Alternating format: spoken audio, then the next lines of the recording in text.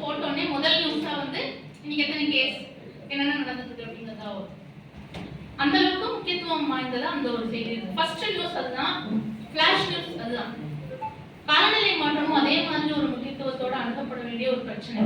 அது நம்ம அனைவரின் அன்றாட வாழ்க்கையே இப்பவே பாதிச்சுட்டு இருக்கு. ஆனா அதற்கான போதுமான கவனம் கிடைக்குதா அப்படின்னு கேட்டா இல்ல அப்படின்னு தான் சொல்லணும். சில தரவுகளோட நான் தொடங்கலாம்னு இருக்கேன். 2024 முதல் 9 மாதங்கள், அந்த ஃபர்ஸ்ட் 9 months மட்டும் வந்து ஒரு ஆய்வு செய்யறாங்க. அந்த முதல் 9 மாதங்களுடைய நிலவரம் என்ன அப்படின்னு பார்க்கும்போது 274 நாட்கள்ல கிட்டத்தட்ட 255 நாட்கள், அதாவது 93% நாட்கள் தீவிர பருவகால நிகழ்வுகள் நடந்திருக்கு. இது 2023 விட அதிகம். ஒட்டுமொத்தமா காலநிலை மாற்றம் சார்ந்த பிரச்சனைகள்னால 3238 பேர் இறந்திருக்காங்க. நீங்க யோசிச்சு பாருங்களேன், ஒட்டுமொத்தமா ஒரு காரணத்தினால 3238 பேர் இந்தியால மட்டும் நடக்குது. 3238 பேர் இறந்துட்டாங்கன்னா அது எவ்வளவு பெரிய நியூஸ் ஆயிருக்கு. ஆனா அது ஒரு வருடம் ஃபுல்லா வெவ்வேறு மாநிலங்கள்ல நடந்திருக்கு. ஆனா ஒரே காரணம் தான். ஆனா அந்த காரணத்தை நம்ம வந்து இதுதான் பொது காரணம்னு பேசாததுனாலேயே அது நமக்கு தெரியாமலே போயிடுது. இப்போ ஒரு நோய் வருதுன்னு வச்சுக்கோங்களேன், ஒரே நோய், ஒரு டெங்கு இந்த மாதிரி ஏதோ ஒரு நோய், அந்த நோயால இல்ல மலேரியாவால இத்தனை 1000 பேர் இறந்துருக்காங்கன்னு ஒரு கணக்கு சொன்னா நம்ம ஈஸியா கனெக்ட் பண்ணிக்கிறோம். ஆனா காலநிலை மாற்றம்ங்கிறது வெவ்வேறு விதங்கள்ல வருதுங்கிறதுனால இந்தந்த இறப்புகள் மரணங்கள் காலநிலை மாற்றத்தால் நடந்திருக்குங்கிற கனெக்ஷனையே நம்ம வந்து கொண்டு போறதில்ல. வருடத்தோட முடிவுல இந்த மாதிரியான ஆய்வுகள் தான் நமக்கு அதை தெரியப்படுத்துது. 32 லட்சம் ஹெக்டேர் விவசாய நிலம் இந்தியா முழுக்க பாதிக்கப்பட்டது காலநிலை மாற்றத்தினால. சென்ற வருடம் மிக அதிகமான பாதிப்பை ஏற்படுத்திய நிகழ்வுகள்ல இந்த வெப்ப அலை அப்படின்னு சொல்லக்கூடிய ஹீட் வேவ்ஸும் ஒண்ணு. நம்மளுமே நிறைய பேர் அதை வந்து நேரடியா உணர்ந்திருப்போம். அந்த ஹீட் ஸ்ட்ரோக்னால இந்தியாவில சஸ்பெக்டட் டெத், இவங்க ஹீட் ஸ்ட்ரோக்னால இறந்திருக்கலாம் அப்படின்னு சொல்லப்படுறது 296 பேர். கன்ஃபார்மா இவங்க ஹீட் ஸ்ட்ரோக்னால தான் இறந்திருக்காங்கன்னு சொல்றது 161 பேர் சென்ற ஆண்டு. இந்த விகிதங்கள், தரவுகள், இந்த பர்சன்டேஜ் எல்லாமே ஒவ்வொரு ஆண்டும் அதிகரிச்சுட்டே வருது அப்படிங்கிறது தான் துரதிருஷ்டவசமான உண்மை. இந்த தரவுகள் எல்லாம் 9 மாதங்களுக்கு மட்டுமே. நீங்க இதோட ஒரு 3 மாசத்துக்கு சேர்த்து 12 மாச கணக்கு 2024 ஹோல் டேட்டான்னு பாத்தீங்கன்னா கண்டிப்பா இன்னும் கூட நம்பர் வரும்.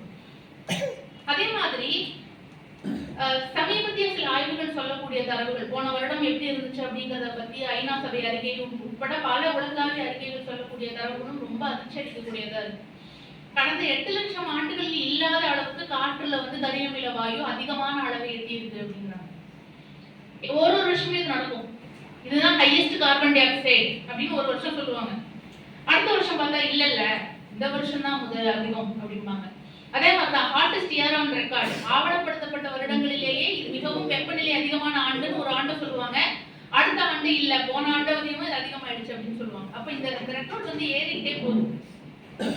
2100க்குள்ள எட்டர்னல் கிளேசியர் அப்படின்னு சொல்லப்படுகிற உருகவே உருகாது அப்படின்னு நம்ம நினைச்சிட்டு இருக்கிற நிரந்தரமாக உறைந்திருக்கிற அந்த பனிப்பாறைகளும் உருகும் அப்படின்னு உறுதியா சொல்லிட்டாங்க. இந்த வருஷம் வந்து நமக்கு மார்ச் 22 வந்து தண்ணீர் தினம் வந்து இல்லையா, வேர்ல்டு வாட்டர் டே வந்துச்சு. அதுக்கு கூட கிளேசியர் பிரிசர்வேஷன் தான் வந்து மைய கருத்தா கொடுத்துருந்தாங்க, பனிப்பாறைகளை பாதுகாத்தல். ஏன்னா பனிப்பாறைகள் உருகுனா தண்ணீர் சுழற்சியில மிகப்பெரிய ஒரு மாற்றம் ஏற்படும். நிறைய இடங்கள்ல நிரந்தரமான பனிப்பாறைகள் உருக ஆரம்பிச்சிருச்சு. இன்னும் பல நிரந்தர பனிப்பாறைகள் உருகும் அப்படின்னு உறுதியா சொல்றாங்க. அதே மாதிரி 2024 பொறுத்த வரைக்கும் காலநிலை சார்ந்த இடப்பெயர்வுகள் வந்து 2008ல இருந்து நம்ம கணக்கெடுத்து வரோம். ஏன்னா அப்பையில இருந்து தான் வந்து இந்த காலநிலையினால மனிதர்கள் வந்து ஒரு இடத்துல வாழவே முடியாத ஒரு சூழ்நிலை வந்து வேற வழி இல்லாம சொந்த ஊரா இருந்தாலுமே அதை விட்டுட்டு நிரந்தரமா இடப்பெயர்வு செய்வாங்க அப்படிங்கறதெல்லாம் கொஞ்சம் அதிகமான புரிதல் வந்து அப்பையில இருந்து தான் கணக்கெடுக்க ஆரம்பிச்சாங்க. உலக அளவுல காலநிலை மாற்றம் காரணமா நேரடியா பேரிடரா இருக்கலாம், இல்ல காலநிலை மாற்றமா அந்த இருந்த இடத்துல ஏதோ ஒரு வாழ்வாதார பிரச்சனை எப்படியே ஒண்ணா இருக்கலாம், இடப்பெயர்வு செய்ய ஆரம்பிக்கிறாங்கிறது 2008ல இருந்து கணக்கெடுக்கிறாங்க. 2008ல இருந்து கணக்கெடுத்த வரைக்கும் 2024 தான் ஹையஸ்ட் நம்பர் ஆஃப் டிஸ்பிளேஸ்மெண்ட்ஸ் வந்திருக்கு. கிட்டத்தட்ட 8,24,000 பேர் உலக அளவுல காலநிலை மாற்றம் சார்ந்த பிரச்சனைகள் காரணமா ஒரு இடத்தை விட்டு இன்னொரு இடத்துக்கு போயிருக்காங்க. இந்த மாதிரி ஒரு இடத்தை விட்டு இன்னொரு இடத்துக்கு போறதுனாலே எல்லாரும் தாங்கள் போக வேண்டிய இடத்துக்கு போய் சேர்ந்தாங்கன்னு சொல்ல முடியாது இல்லையா? போற வழியில நிறைய பிரச்சனைகளை அவங்க சந்திக்கலாம், அவர்கள் நோய்வாய்ப்படலாம், போன இடத்துல அவங்களுக்கு வேலை கிடைக்காம போகலாம், புது நோய்கள் வரலாம், என்ன வேணா நடக்கலாம். இந்த இடப்பெயர்வுனால, அதாவது எப்படின்னா காலநிலை மாற்றம் காரணமா இடப்பெயர்வு, அந்த இடப்பெயர்வு காரணமா இறப்பு அப்படின்னு பார்த்தா அதுவே 1700 பேர் இறந்திருக்காங்க உலக அளவு. இறந்தவர்கள் அவ்வளவு பேர், காயமுற்றவர்கள், நோய்வாய்ப்பட்டவர்கள், புதிய இடத்துக்கு போய் வாழ்வாதாரம் இல்லாம அங்க வந்து வீடு இல்லாம தெருவில் இருக்கிறவங்க எத்தனை பேருங்கிற கணக்குகள்லாம் நம்ம இன்னும் கிடைக்கல. அதெல்லாம் கிடைச்சா இன்னும் எண்ணிக்கை பல மடங்கு கூடிக்கிட்டே இருக்கும். சில ஆண்டுகளுக்கு முன்னாடி தமிழ்நாட்டை முன்வைத்து காலநிலை மாற்றம் சார்ந்த பிரச்சனைகள்னால பல பிரச்சனைகள் சொல்லலாம் இல்லையா? ஒரு மழை வெள்ளம் அப்படிங்கிறதுல இருந்து கடல் மட்ட உயர்வு, வெப்ப அலை, வறட்சி, அதுக்கப்புறம் விவசாயத்துல ஏற்படக்கூடிய பாதிப்பு, அதனால உணவு தட்டுப்பாடு, இந்த மாதிரி பல்வேறு பிரச்சனைகளை சொல்லலாம். அப்ப இந்த எல்லா பிரச்சனைகள்லையும் வச்சு வெவ்வேறு கணக்குகள்லாம் போட்டு மோஸ்ட் வல்னரபிள் டிஸ்ட்ரிக்ட்ஸ், அதாவது காலநிலை மாற்றத்தினால மிகவும் பாதிக்கப்படக்கூடிய அச்சுறுத்தலில் இருக்கக்கூடிய தமிழ்நாட்டின் மாவட்டங்கள் அப்படின்னு ஒரு பட்டியல் போடுறாங்க. அதுல வந்து அரியலூர் வந்து முதலிடத்துல இருக்கு. அரியலூர் மாவட்டம் மிக அதிகமான பிரச்சனைகளுக்கு உள்ளாக வாய்ப்பு இருக்கு அப்படின்னு. 2வது இடம் நாகப்பட்டினம் மாவட்டம், 3வது இடம் ராமநாதபுரம் மாவட்டத்துக்கு வருது, திருவள்ளூர் வந்து 5வது இடம் அப்படிங்கிறது மாதிரி இருக்கு. அப்ப இப்படி இதை நம்ம என்ன புரிஞ்சுக்கணும்னா, அரியலூர்ல வந்து மிக அதிகமான பாதிப்பு அப்படிங்கிறதுனால அரியலூர்ல இருக்கிற எல்லாருக்கும் ஒரே மாதிரியான பாதிப்புங்கிறது இல்லை. அவர்கள் வந்து வெவ்வேறு சமூக படிநிலைகளை பொறுத்து அவங்க எங்க இருக்காங்கிறத பொறுத்து அவங்க எதிர்கொள்ளக்கூடிய பாதிப்புகள் வந்து மாறிட்டே இருக்கு.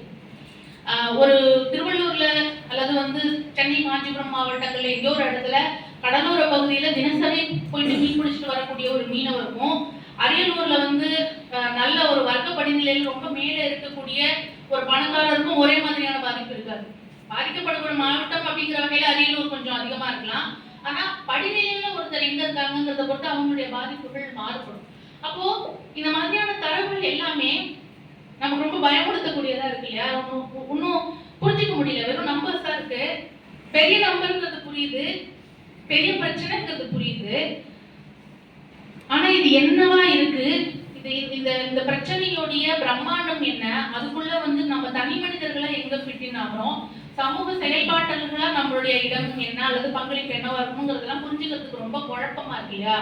ஒருவேளை காலநிலை மாற்றம் சார்ந்த செயல்பாடுகள் தேங்கி போவதற்கு இதுவே ஒரு பெரிய காரணம்.